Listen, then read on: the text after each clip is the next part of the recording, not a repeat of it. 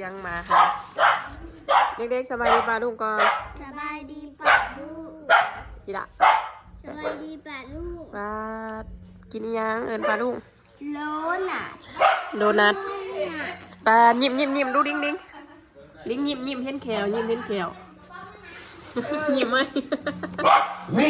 ให้ดิ้งเดี๋ยวบังเดดิ้งยิ้มไหมยิ้มเห็นแขวเบิ้งเห็นแขว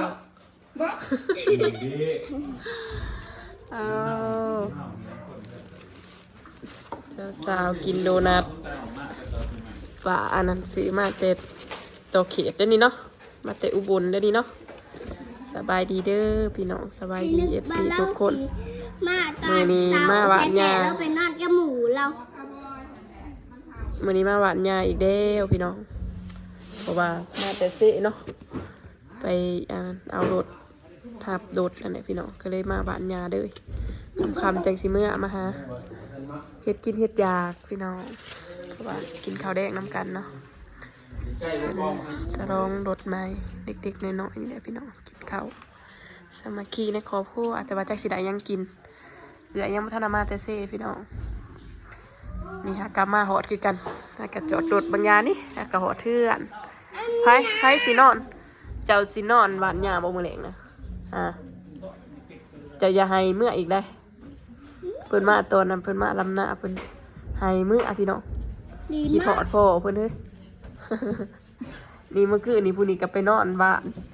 นอนอยู่เฮือนพี่น้องไปนอนน้ำเอ่ยคิงไปนอนน้ำดิงแต่กับบ่โซเนาะบ่โซบ่ให้เนาะโอ้ความขนาดเก่งลาย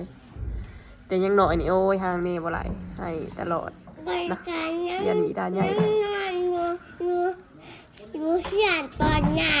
บ้าเจ้าเก่งเนาะโอ้ยเบิ่งปากคุณพี่น้องตลกปากน้องดิงขนาดถ้าเอื่อยมากพี่น้องแค่สิเฮ็ดยังกินรถเพิ่นก็จอดอยู่พูนอยู่ภาคนั้นภาคนะครับพุ่นเนาะเพราะว่าเอาขามมาบ่ได้พี่น้องมีแต่เนี่ยแซ่บๆกินกันเอาไปไว้ไปดูไปกันเอาไปไว้ไปกินแล้วก็พากันไปแช่ตู้ไว้เด้อไปแช่ตู้ไว้มันจังแซ่บ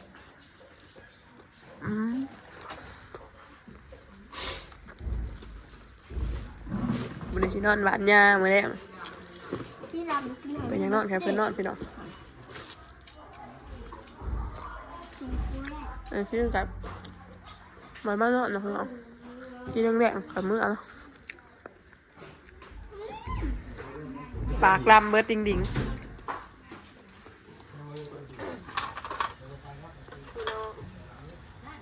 ตอนนี้อีเมลอันนั้นแม่ได้บอกให้ย่างอันนี้ก่อนพี่น้องให้คนกินเด่นเนาะใส่กรอกอีสานทราบอันนั้นเอื่อยแล้วมาเห็ดปีกใส่กรอกห้องเขากินเนื้อเอาขี้เท่าในหันมาใส่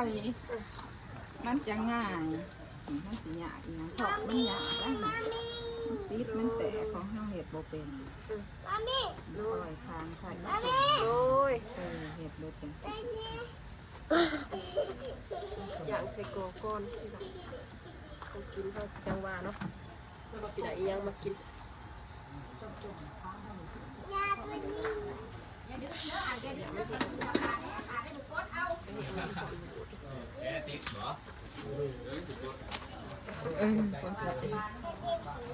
เก่งเว้ย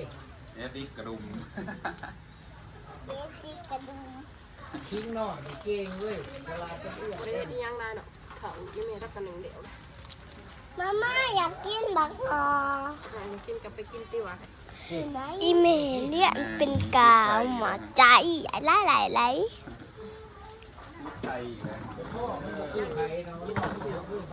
โอ้ลูกสาวถือกล่องกระสกัดโทรศัพท์อันนั้นคอมเมนต์ตู้อาชีพแม่ลูกเบิ้งอยากกินว้ายยังทันสุกแต่บ่แม่กำลังตีมันหนาวบ่จ้าค่ะเอาไหมหนาวอ่ะจิ๊กใส่กล่องให้ผู้คนมากตอนที่เรากินของเดี๋ยวน้องอย่าบังกล่องเนี่ยดีมั้ย ไหวไหวแต่กะสิเอายังอีกปลาบ่ เล่งอะเล่ง ไอ้โดนไปตึกปลาบ่ตึกปลาอยู่เนาะ อีพอไปตึกปลาอยู่น้องบอก ถ้าพี่น้องเนี่ยเขาอยากจะกรอบก่อนเนาะขามันซุกพี่น้องเนาะงามดีเนาะงามเนี่ยนะพี่น้อง เบิ่งสิเอาคืน ทำอิดว่าสิถอดเอาก็ด้วย เอามันได้ง่าย ถอดโบเป็นมันก็สิแตกสิหมุนที่บอกว่าเขาก็ไม่เคยเห็นก็เลยว่าอยางไปเสียนอนพี่น้องสีแดงๆไปแล้วเป็นตาเสะเพื่อบริกินดนอะไรใส่กรอกนี่ก็ได้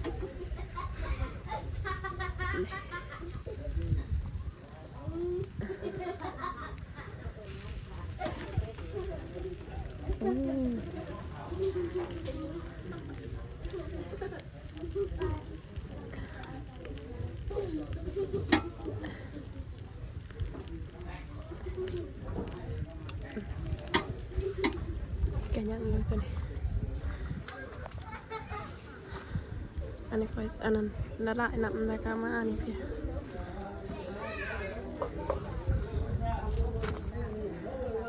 โอ้จับกล่องก็เป็นตะตุกแตกแท้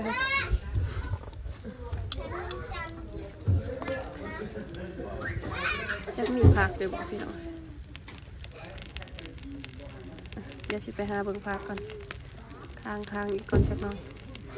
มันเรืองกว่านี้แม่มีผักสู้อยู่อ่ะ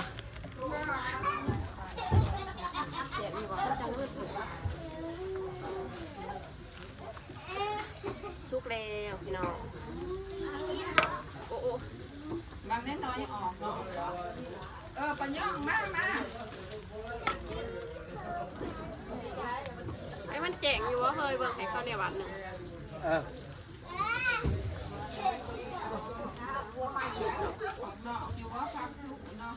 เป็นตะเสียบนี่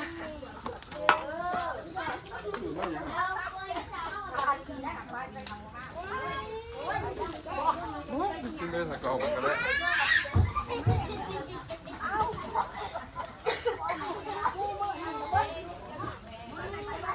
แตงมีผักกำลังจะกินก็ผักเนี่ยแตงว่ามีแบบแตงมาค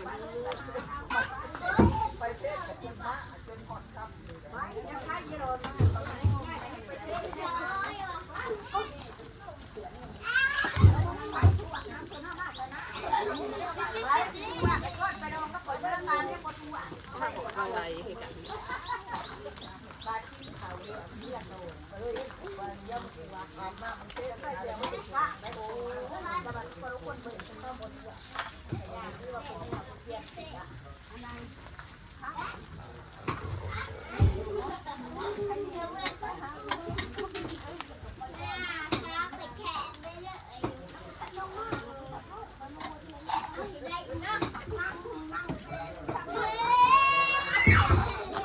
กันนะจู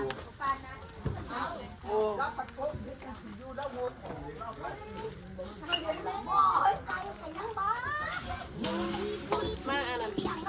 เนี่ยมีตับที่ใช้จับว่ายืนในความบางอย่าง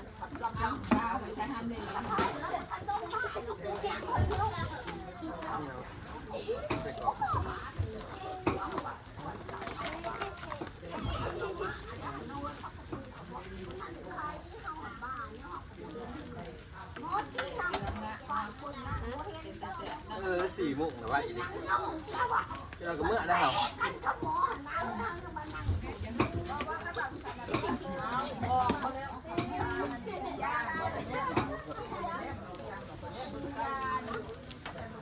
กับพอดีเห็ดกินเห็ดอยากเลยครับ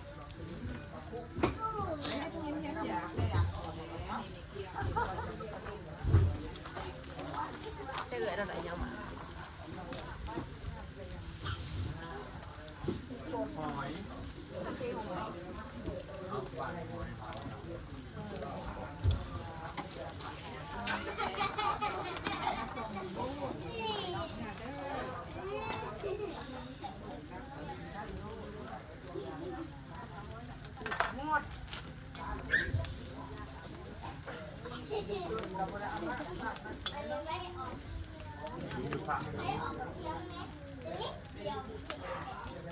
พอเดี๋ยวเนาะ อ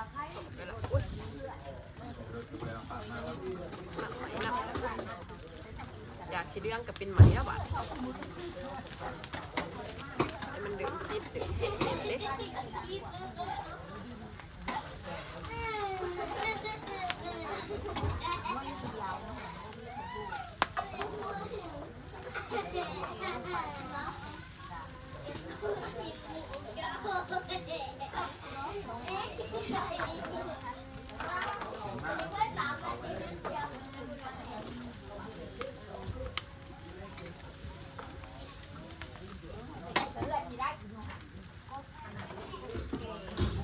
มุ้งเดี๋ยวก็เฮ็ดเคาะดีๆเนาะไปขอ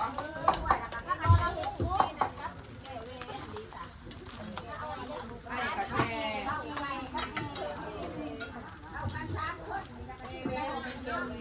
ดื้อข้างหน้าเดี๋ยวก็เฮ็ดรับเล็กเอาเดี๋ยวก็มุ้งนะกะซี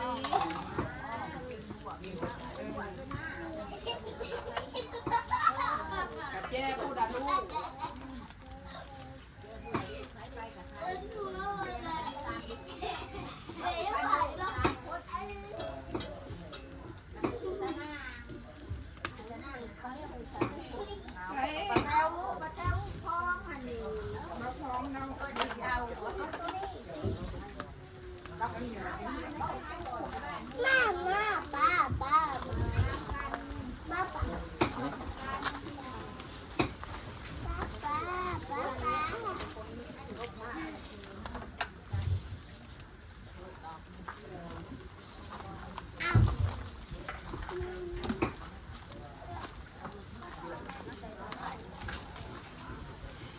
รถไปไม่น้อยเอาเมื่อจอดที่หน้าผม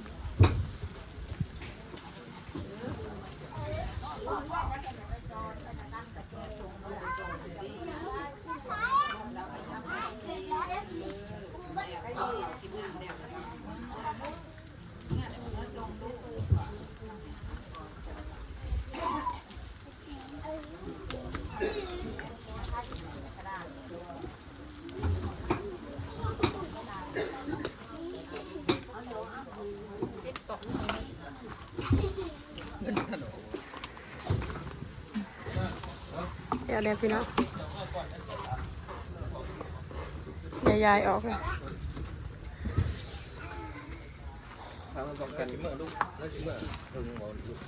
สิเมื่อจะมุ่งใช่เจ้าละกูบอกกูอย่าเมื่อวัดกูเลย ไปแล้วก็บันนั้นลูกมาเอาลูกไปบันลูกสิเมื่อแต่ก็สิโทเอาไปเบิ่งโดคันลูกสิเมื่อแล้วสิโทให้เจ้าเขามาเอา โอ้เอารถไปลูก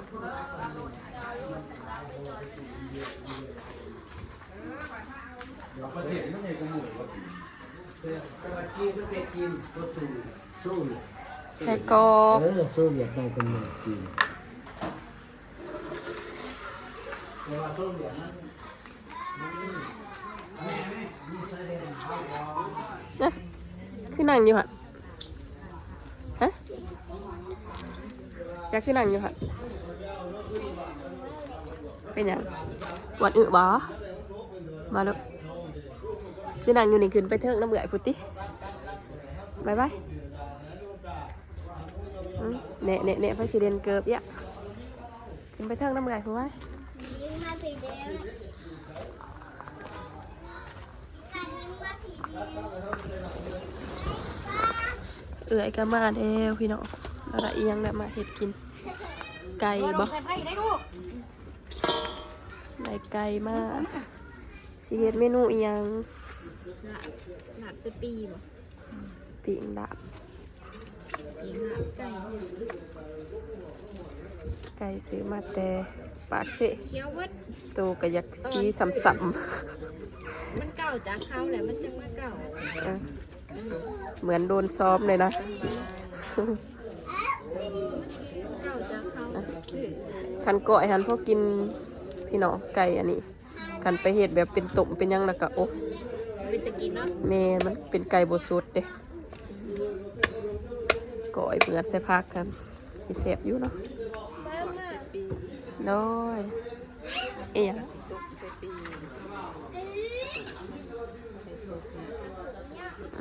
ตีนก่อยเนาะมันจังหอมพอดีกินข้าวแดงพี่น้องตอนนี้ก็4 โมงครึ่งเนาะไปตั้งแต่8 โมงนี่ถ่ายดูถ่ายไปกินน้ำไปอาทมทีมเลยใส่กรอกติดคอเพื่อนปะ เกือบ ไปสิกะสิเกิด เมื่อก็อยากเมื่อเฮ็ด ตอนนี้ฮะกำลังซอยพี่น้องเผาน้ำแขกโมเป็นเผาน้ำยังดอก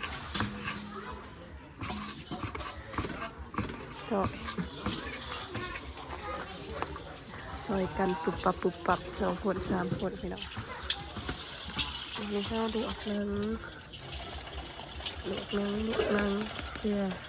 เอาไปซอยหัวเครื่องในมันกับไตใส่กุ้งถ้ากระฟังหมดตกเลยนะนี่แหละสุกแอบนี่ไว้ซอยกันซอยก่อยเราจะเอาอันนี้โน้ตมันเตรียมตุ่ม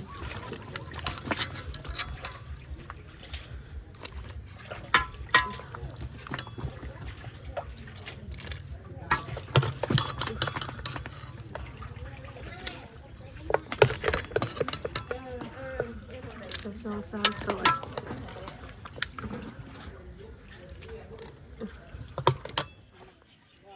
มาเก็บบักพริกโนไปกินกับลาบพี่น้องตุ่นเดียวแกเรียกกินนะมันเป็นบักพริกคืออ่ะบ่ฮู้บักได้หลายเลยพริกกินกับก๋อยไก่พี่น้องอาหารเด็กกินข้าวแล้วเขาจังสีได้เมื่อ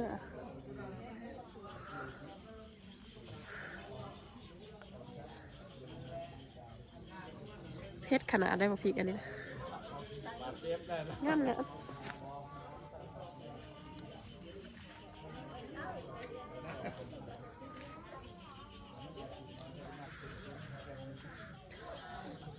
มะเขือบ่มีปันไดเนาะมะเขือวางมาละในส่วนดำหน้าบางอย่างนี่บอกได้หนึ่งมันเป็นเนาะพี่น้องเดี๋ยวไปเบิ่งกันมาคงกินเนี่ยเราบ่พอและซ้ำ เป็นตะแซ่บสิเบิ่งหันจางเลยเค็บ ก้อยไก่พี่น้องก้อยไก่ใส่ปีมันอยากยิบกินเองด้วยจานนี่เพราะว่าคอยเอามือยิบแหละอันนี้ต้มไก่พี่น้องอาหารแรกต้มไก่ใส่ปีก้อยไก่ใส่ปีไปพักมันเก่งจัดเรียบร้อยแซ่บขนาดพี่น้องอาหารแรกมาเด้อกินข้าวน้ำกันเนาะมานี่ เดี๋ยวเอามาอีกจานเนาะไปพี่น้องกะสีประมาณนี้เนาะไทยเห็ดกินน้อยหนึ่งพี่น้องไม่ต้องกินกะสีใดจบคลิปเนาะถ่ายต่อๆกันเลยยาวเติบไปเลยพี่น้องเห็ดกินแน่ลูกสาวมาแน่น้องน้ำคิงก็สีนอนอยู่ผิดละมึงเละมากินข้าวน้ำกันเด้อ เอามานะคะ ไปพี่น้องตอนนี้เขาสีได้มืออะไรเด้อเดี๋ยวสิมาถามลูกสาวแม่สิมืออะไรได้นี่ได้เดี๋ยวสิว่าบอกสรุปอยากนอนหรืออยากมือจะสินอนอยู่นี่อีดีบอห้ามโซเด็ดขาดห้ามให้พ่อเข้าใจบ่ล่ะขันอยากมือบอกป้าขันอยากมือกระทาตอนมืออื่นเศร้าได้จังมือสิมาคัดจังมือกลางคืนกลางค่ำบ่ได้ได้ดูเมื่อเดี๋ยวเห็นผีปลาเมื่อปลาบายบายเอื่อยดิ้งบ้านเขาเคยมีผี ลูกสาวสินอนน้ำยาพี่น้องน้ำหนองสายป่าหนูบ้านนี่ก็ไปนอนน้ำกันน้องสายป่านไปนอนอยู่เฮือนวันนี้ก็คิงมานอนอยู่เฮือนไปตีพอสิเมื่อนะหันไป เผาผีเด็กไงปลาลูกปลาคนหูปะดิ้งเอ้ยดิ้งตะลิงเอ้ยเพื่อเข้าไปขอชิ้นเนี่ยเมื่อกับเมื่อไปเห็นบ่ปลาลูกปะบายน้องสายป่านเอื่อยเมื่อลูกเหรอมื่อน่าจะมันเนาะมาเด่นน้ำกันนี่เพิ่นอยากมืออะไรนี่นะปะ เมื่อกับเมื่อเดี๋ยวจะดุได้ขันดุอยากยู่ดุก็ยู่ขันดุอยากเมื่อดุกับเมื่อ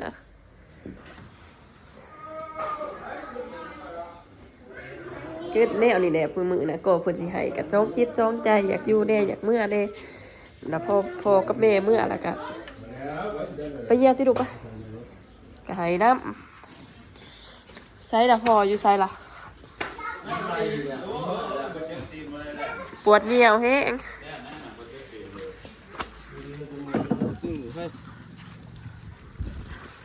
พี่น้องทำเมื่ออะไรลูกสาวก็เลยบ่นอนสัมปันอ่ะเพิ่นมาสินอนมื้อนี้เฮ้ยบัดอยากเมื่ออะไรกันอยากแม่ว่าคิดฮอดนะก็เลยบ่อยากอยู่นั่งลงลูกถือหัวเท้านั่งลงถือหัวเท้านั่งลง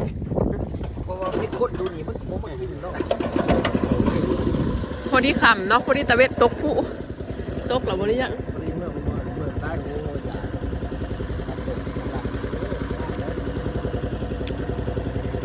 เพื่อไปกับมากับมือสะดวกเด้อมาจัก